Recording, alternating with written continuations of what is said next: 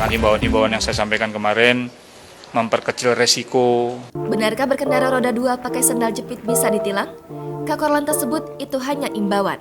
Beberapa hari lalu beredar isu tentang penggunaan sendal jepit saat berkendara roda 2 dapat ditilang. Dalam unggahan akun Instagram @divisi Humas Polri, Korps Lalu Lintas menegaskan tidak akan ada sanksi tilang untuk pengendara motor atau pemotor yang berkendara memakai sandal jepit. Seragam, bukan seragam ya, penggunaan pakaian berkendara yang bisa memberikan perlindungan maksimal. Ya, kita selama ini udah kenal helm, tapi bagaimana dengan anggota tubuh yang lain? Itulah kemarin saya bicara tentang jangan pakai sandal deh kalau bisa. Ya, bukan yang pakai sandal mau ditilang, bukan.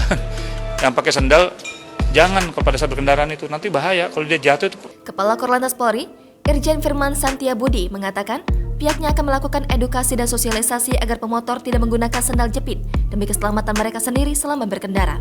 Tidak akan ada penilangan yang dilakukan terhadap pengguna sandal jepit.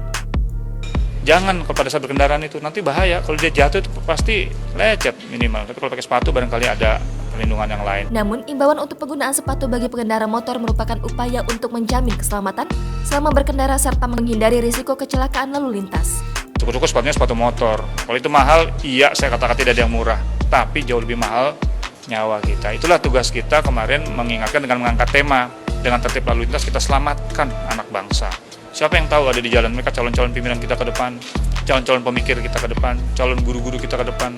Kita selamatkan lewat perilaku di jalan. Setidaknya, penggunaan sepatu dapat mengurangi risiko terlukanya pengendara daripada menggunakan sandal jepit.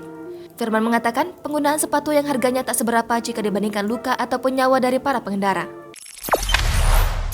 Jangan lupa subscribe, share, komen, dan like ya!